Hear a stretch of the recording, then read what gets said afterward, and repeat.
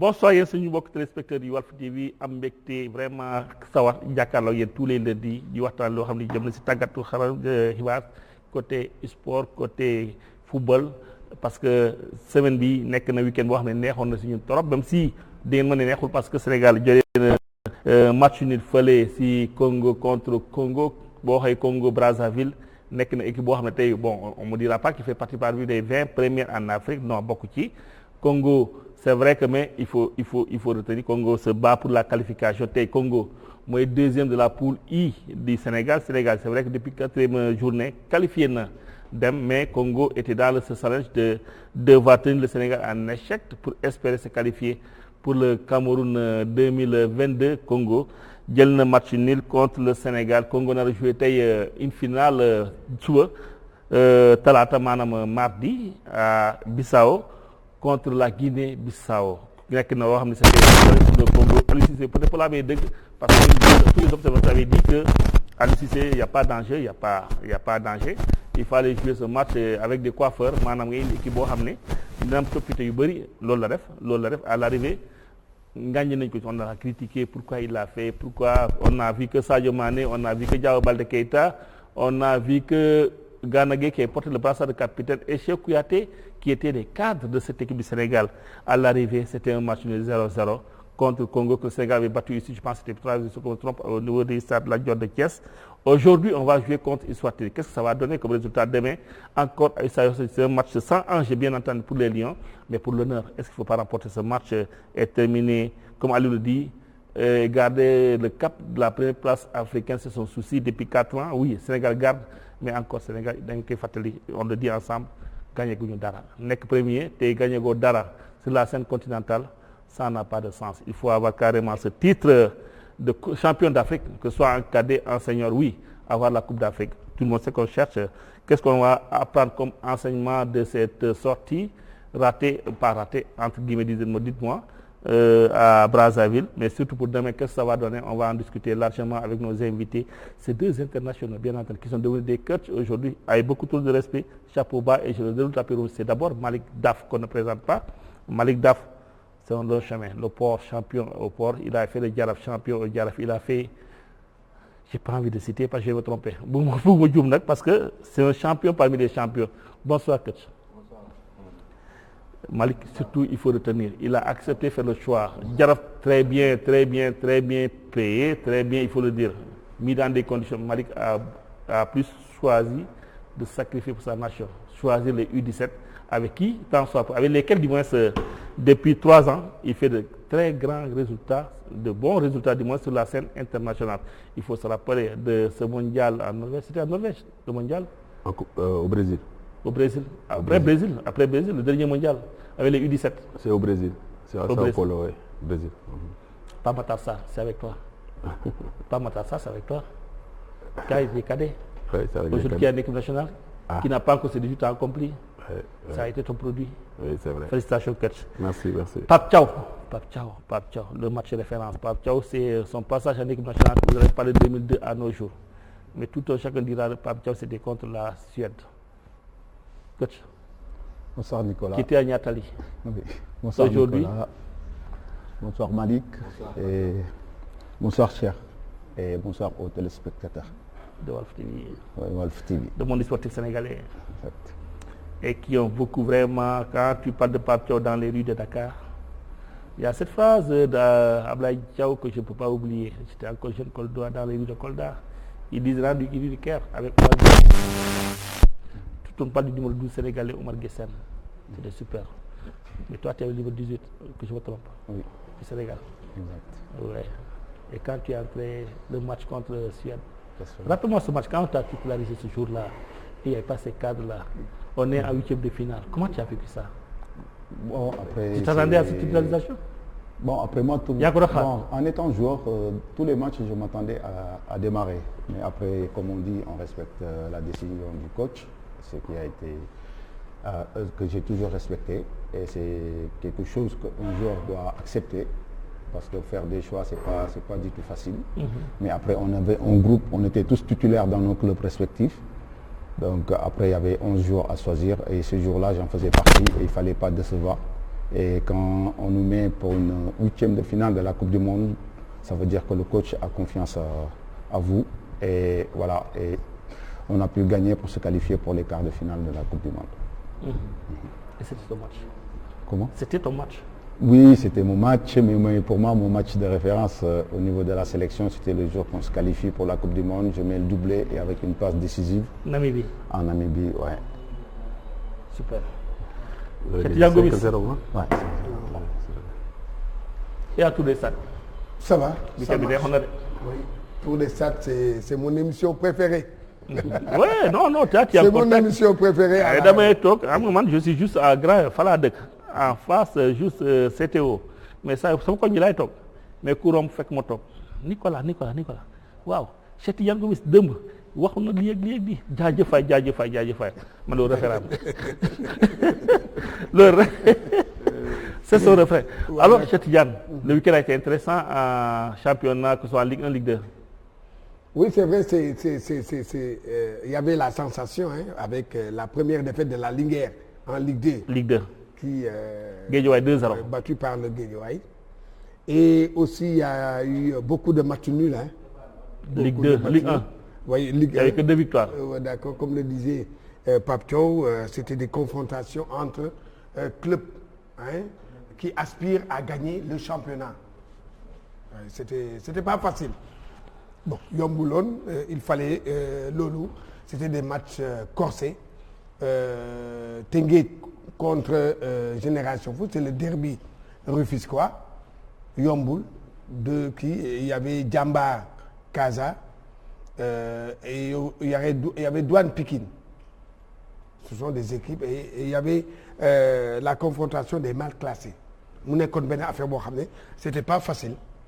Honnêtement, c'était très dur pour ces équipes-là et ñu ngi dans la dernière ligne droite des phases aller.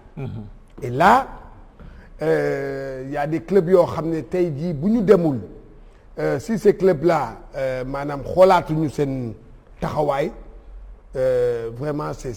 Yan club là? Bon mais attends, il faut voir les clubs qui sont au bas du tableau. Mais sant wuñu? waaw non attends parce que xam nga da ngay jël le équipe bu Casa wàcc je dis ñoom ils sont 14 donc à partir du le sixième ba wàcc ci suuf ces équipes là war nañu xoolaat waaw sixième war nañu xoolaat seen taxawaay parce que y a eu vraiment des matchs yoo xam ne ils n'ont pas pu gagner des points et les points sont tellement importants am na ñoo xam ne ay dollars lañu comme j'aime le dire ay dollars lañu ay club yu bari ay dollars lañu dañuy gagner. lan mooy dollar. moom mooy dañuy yéeg di wàcc.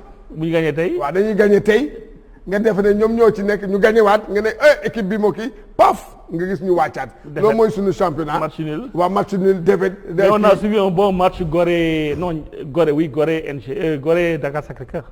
Oui, voilà xoolal Gorée Dakar Sacré-Cœur là changé nañu entraîneur mais là aussi il y a le contenu dégg nga aujourd'hui il y a. C'était 0-0. Voilà 0-0 kii na bon nekk na match boo xam ne ñoom ñëpp dañuy soxla victoire et man li may wax entraîneurs yi moom bon ñu ngi nii entraîneurs yi mooy que je vois rarement des entraîneurs dans notre championnat qui prennent le risque. C'est-à-dire? Qui prennent le risque dans le match.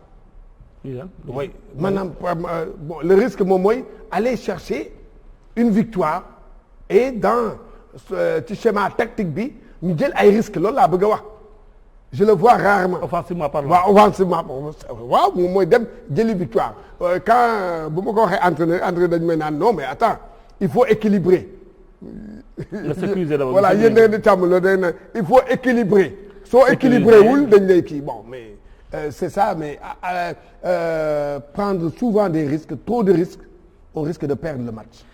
Jaraaf 1-0 contre Sénégal de Thiès à l'extérieur Jaraaf bi nga xam toogoon na 2-3 victoires 3 matchs sans victoire. Non mais c'est que Nicolas il faut que ñu préciser benn affaire tous nos clubs 90% de nos clubs sont des SDF sans domicile fixe kon nag là man je n'aime pas ñuy wax ne ay à l'extérieur ay nangam club yëpp. mais Jaraaf contre CREM de Thiès. à l'extérieur non les clubs de Dakar. mais fan la recevoir. non les clubs de Dakar hormis attends les clubs de Dakar hormis maanaam Pikine ak Tëngéej ñëpp ay SDF la ñu ah. waaw loolu am Gorée SDF la Jaraaf SDF la. waaw Ñaari Tali SDF la. mais match bi c'est à Thiès. contre CNEPS. non fii la woon. fan. non fii la woon fii à Dakar. fii ci banlieue bi à Amadou Barry. di victoire Jaraaf. waaw Amadou Barry la. génnul de waaw maanaam du CRM.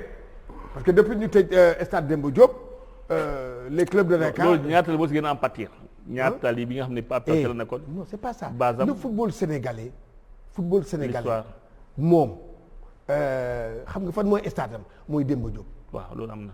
footballu Sénégal footballu Ndakaaru. waay footballu Ndakaaru. club yi Demba Diop la ñu xam. même bi Léopold bi ñu doon recevoir à Léopold sax dañ doon am problème. j'avais des problèmes. am na benn supporter Jaraaf bi ko doon jaata chevron du Jaraaf nee ma grand kañ la ñuy ubbi Demba Diop parce que retrouvaille la woon lieu de rencontre la woon di nga fekk Goréen di nga fekk ñaata di nga fekk Jaraaf tout le monde partageait le même débat et le même environnement et dans la gaieté de cœur. mais Nicolas nga baal bëgguma kii bi sax mooy que honnêtement qu'on se dit. mais vraiment c'est un débat. Demba Diop toog noonu te waxuñu ci dara. le dossier calé noonu foore la de foore la. waaw non Cheikh jëlal ma image wax boo si di ko gis actualité Demba Diop foore la foore. xoolal ma ne dossier boobu dossier la boo xam ne mu ngi ci waa fédération sénégalaise bu football. dañ koy defar loolu xam naa ci baax xam naa ci lu bëri. waaw d'accord mais dañ koy defar kaña. dañ ko def il faut arrêter non uyu ma. étude yi jeex na l'architecte soo choisir nañ ko duñ ko def. uyu ma Nicolas kaña la ñu tëj stade boobu. yàgg na non attends waaw xaaral may ma rek parce que il faut que ñu wax 2015 la am coow 2016 ba léegi. 2016 mu am coow li ba léegi après coow bi état du Sénégal jël ko jox ko fédération kii ak FIFA pour ñu defar ko. depuis 2 ans. voilà 2 ans. waaw ñu toog noonu stade bi kii xool léegi stade bi nu mel. xoolal lii da nga def ne lii rafet na ci stade boo xam ne ci stade bi le Sénégal. toog bi Sénégal toogee 16 ans demul Coupe d'Afrique fii la qualifié avec Bocandé feu Bocandé. merci vraiment Cheikh maa ngi lay sant. xam nga lii lii mooy Demba Diop bi ngeen di seetaan lii mooy Demba Diop actuellement nii xam nga lii dafa lii léegi ay lu nekk moo fiy génn ay jaan ay jas sax daf ciy génn ay lu nekk day génn fii non il faut arrêter. géej gi fa dugg de. non c'est ça non xam nga et lii c'est dans la capitale. non xam nga lii c'est dans la capitale xam nga lii dafa Demba Diop la yéen seen public moo nekk fële di mooy parcours bi. non mais attends pourtour bi maanaam mooy fële dans les stades boo jëlee Léopold Sédar Senghor piste athlète fi ñu dawee loolu mooy ñax bi ngeen di seen nii muy Demba Diop actuellement nii. mais ça c'est pas du tout. est-ce que lii c'est normal. pour un pays qui c'est le Sénégal bon léegi ñu bàyyi bii léegi ñu dem stade Léopold Senghor on nous dit travaux yi de réhabilitation bi mu ngi commencer au mois de janvier 2020 non attends 2021. 2019 non 2019 la ñu waxoon. no xaaral non attends Nicolas dama ne 2021 ñu woo presse bi ils ont appelé la presse ñu ne leen travaux yi mu ngi commencer 2021 c'est pour 10 mois janvier on est au mois de lan au mois waaw mars léegi ñu dugg avril ana travaux yi dafa commencer. ce sont les stades de la capitale. du Sénégal. et. Sénégal première nation de l'Afrique. non yéen ñaa ñi Pape Thiaw voyage nga fu nekk yow mi yaa ngi dem ak équipe nationale ak fu nekk ban dëkk ngeen dem capitale am amul stade homologué par la CAF amul. Sénégal rek la. moo la jox kaddu moo lay interroger Pape Thiaw. Non, il n'y a pas. Après, ce qui est bien pour Stade Demba Diop, déjà, côté transport, c'était accessible. Pour Demba Diop, pour se rendre, c'était vraiment... Moi, je pense que tamit sur le rail, un peu casser le rythme du championnat local, c'est le bokk. Parce que moi, je me rappelais... Et sur les clubs dakarois qui étaient très empathiques. Exactement. Exactement. Parce que quand même, c'était plus facile nga toog añ ba pare naan sa ataaya pour accéder à Demba Diop. C'était l'idéal quoi. Moi maa ngi fàttaliku ba mu doonee xale di dem di xooli ji ay Jaraaf. état actuel c'est innovateur image yi vraiment il faut ñu xool nit ñi xam exactement li ñuy wax parce que boo toogee di wax dañu ne bon Walfadjri on fait que critiquer Cheikh Tidiane ne fait que parler il ne fait que lever la voix mais ce qu'on dit c'est important. tey bu dul Léopold pardon excusez-moi Lat Dior de Thiès. Le Sénégal n'a qu'un stade, même la Dior, difficilement. Et là aussi, il faut le rappeler. Parce que dañu ne dans les dépenses de souveraineté, État moo war a defar infrastructure sportive mais Lat Dior bi nga gis ni fédération moo ko réhabilité moo tax ñu fay football Lat Dior bu dul woon fédération suba duñ fa football contre Eswatini est-ce que loolu yoon la pour un pays qui veut carrément qui aujourd'hui première nation du football africain amul paradoxe. Un peu parce que quand on voit que à Dakar bon capitale au Sénégal tey jii nii amul stade bu ñu recevoir un peu. Bon après il y a des grandes instances, il y a des gens qui gèrent ce côté. Moi je suis plus sur le rectangle vert, mais en fait d'un côté bon j'aimerais bien que un stade comme Demba Diop, Iba Mar Diop, stade de l'Amitié soit vraiment des stades pour qu'on puisse accueillir des matchs, même si aussi Thiès fait partie du Sénégal aussi, si on reçoit aussi des matchs là-bas ou bien à Ziguinchor. J'aurais bien souhaité qu'aujourd'hui chez moi à Kolda, on me dira qu'il y a les stades régionaux, oui. J'aurais bien souhaité à Kolda, une équipe nationale du Sénégal va jouer à Kolda. J'aurais bien souhaité que chez moi à Ziguinchor, où il y a des mamans, équipe nationale du Ziguinchor, du Sénégal de football foufou. Mais quand on parle de la capitale du Sénégal, comme le décrit Tidiane Gomis, amul infrastructure bi mën a accueillir équipe nationale du Sénégal bu football contre Eswatini, contre Congo, il faut s'en dénier. Yow en tant qu'international, Pape Thiaw, tu as fait le haut niveau de 20 ans sénégalais.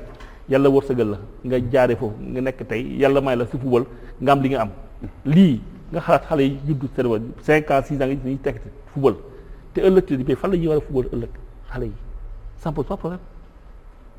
Oui, franchement oui, parce que d'un côté quand on voit que le stade de l'Amitié am nañ ay stade am nañ même su fekkee doyul mais après y a am na tamit bu bees bu on est en train de construire bon si sur Diamniadio non.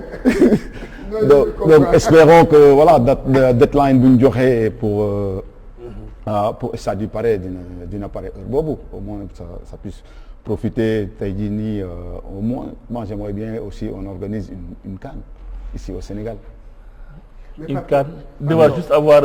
Pape xoolal dama lay wax rek dëgg la. man xoolal ma stade olympique bu Diamniadio c'est en construction. état actuel buy avancé jël ma ko. gouvernemental sur le plan des infrastructures sportives dégg nga moo baaxul pourtant ñu ngi réhabilité c'est vrai ñu ngi réhabilité ñu ngi tabax benn stade à 150 milliards dégg nga olympique de Diamniadio voilà mais alors que au moment où je vous parle le stade de Nouadhibou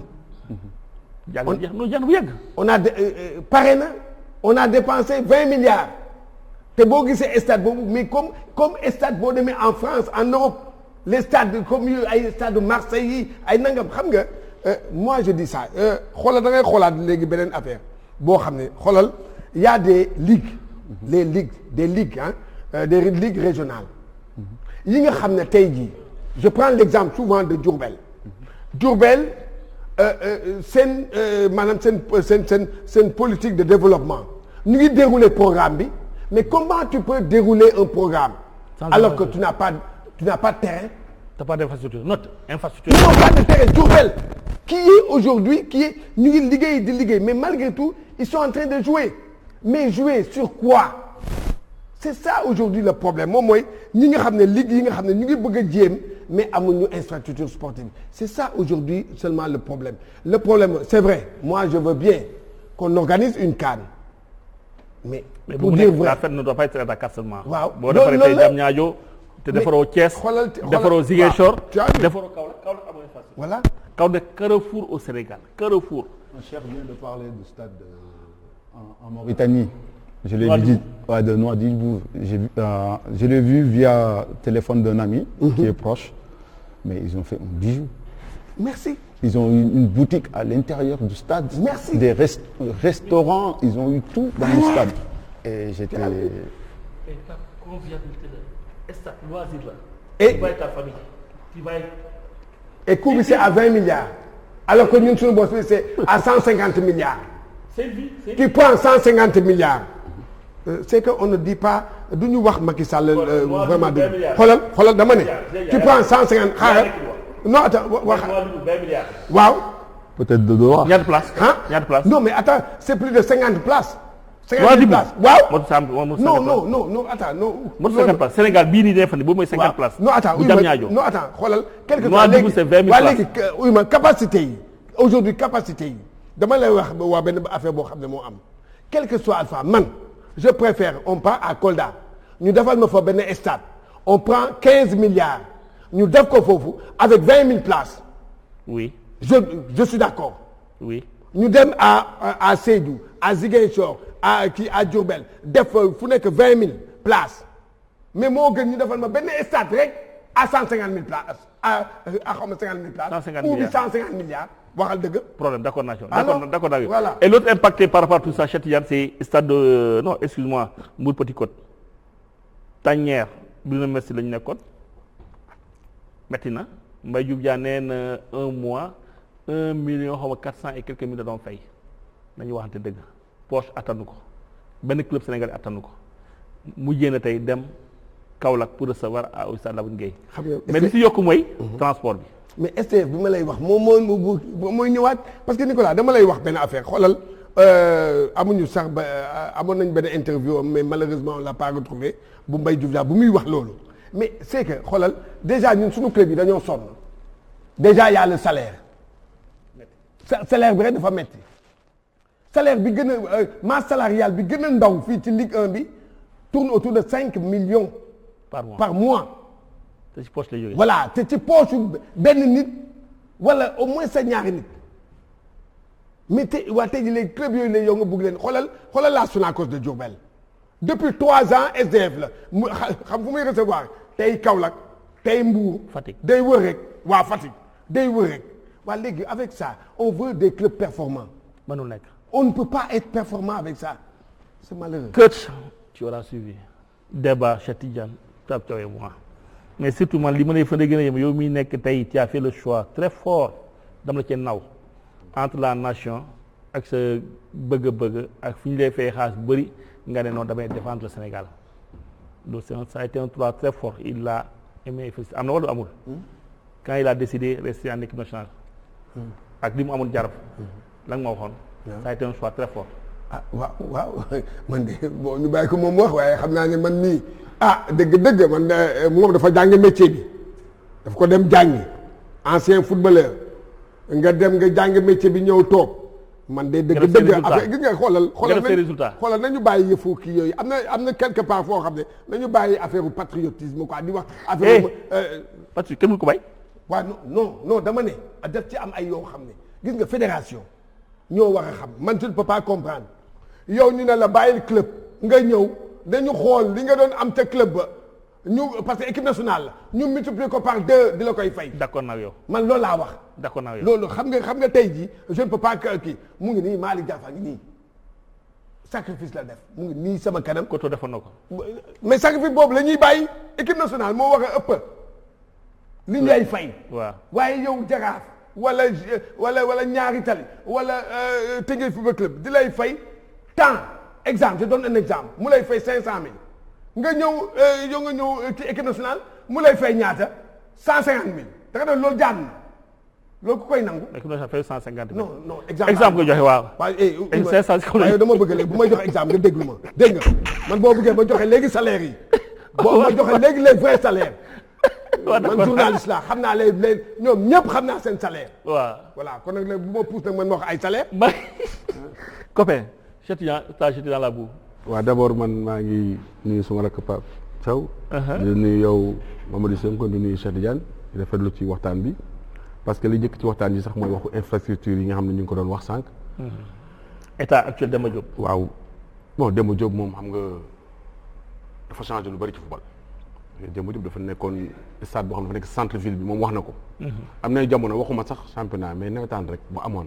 da nga daan vivre football parce que ambiance bi daan am enthousiasme daan am championnat Sénégal la ñu dañ ko daan dund daan tax nit ñi dañ daan jël seen temps añ naan seen ataaya ñëw feesal stade bi team nii pelouse bi di supporter booy yi kooku c'était autre chose Demba Diop nag stade mythique la c'est dommage mu demee nii ba léegi ñu ngi xaar kenn réalité ko bon comme ni ma ko waxee aussi stade Léopold Sédar Senghor c'est dommage entretien bi on l'a pas bien entretenu parce que yàggul quoi ça n'a pas beaucoup duré parce que tamit c'est vrai que bu doon sama sago dëkk yëpp dañuy am stade infrastructure yu baax parce que loolu mooy yoon muy région yëpp dañ koy am muy Dakar muy Diourbel muy Mbacké muy Casamance ak muy fépp mais capitale bi dafa war a am infrastructure yu baax dëkku football dafa war a am loolu parce que mënuñu tamit chaque fois di jóge ci capitale bi di dem à l'extérieur di dem ci régions yi di jouer mun na nekk nag ñu am stade bu baax bu mag stade boo xam ne vraiment comme ñu ko waxee un bijou nga xam ne ku fi ñëw naw ñu parce que Sénégal pays de football la c'est pas pour rien ñu nekk premier rang africain. Depuis 4 ans. Depuis 4 ans ba pare mënuñu am ay bijoux ay infrastructures yu baax loolu mënu nekk li mu wax dafa am solo. et je pense que vraiment dama koy wuyu ci loolu parce que boo déggee ñu naan Mauritanie 20 milliards nga am bijou. Nouadhibou. waaw donc je pense que. ñun loolu war nañu ko mën a def Nouadhibou non man kay. waaw j'ai un très bon réalisateur. mais je pense que loolu moom on est obligé de le faire. parce que Cheikh may stade Nouadhibou vraiment il faut le voir. mais loolu il faut le voir Mauritanie xam nga Sénégal dañoo gaaw a xeebaat. ëllëg bu ñu bëggee organiser ay coupe d'Afrique mais il faut ñu am ay infrastructures yu baax bijou yu baax. mais tey mënuñu am ay Abidjan ay Ghana yeneen dëkk yi nga xam ne ñoo ñu jege nii am loolu ñun amuñu ko. te ñun tey bu ñuy wax football tey ñun ñooñu ñëpp ñoo si jiitu. kon ça veut dire que Sénégal def na ay jéego def na ay pas gars yi ñu ngi liggéey ci fànn yëpp. loolu moom c'est autre chose et je pense que mon petit frère l'a bien dit léegi maa koy wax keroog Gambie de dem na coupe sa première qualification en coupe d'Afrique des Nations ça sera Cameroun Gambie ñëw na suñu voisin immédiat la Gambie peut aller même en demi-finale parce que Gambie et surtout Cheikh Tidiane Diop da nga koy fàttali yow mi nekk tour des stades c'est un joueur qui a fait la Ligue 1 au Sénégal Assane Cissé Niatali Casa Sport moo dugal but qualification Gambie ce qui veut dire que le Sénégal championnat n'est pas nul. non mais c'est que xam nga c'est que non. ñu ngi apprécier le stade de Nouadhibou actuellement Cheikh Tidiane Diop mu ngi koy wone vraiment nekk loo xam ne c'est juste des pays à côté ñoo koy def c'est à moins de 20 milliards Cheikh Tidiane l'a dit nous on pense à un stade de 150 milliards.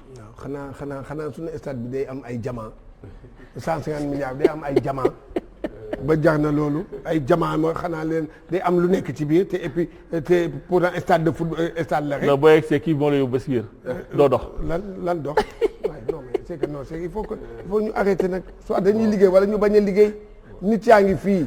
bay naxante bi. waaw loolu nit ci bëgg ndeysaan xam ne football. noonu la kii je t'assure te et puis man football mais xoolal 2002 tey bu ñu xamee Sénégal du 2002 la. ok.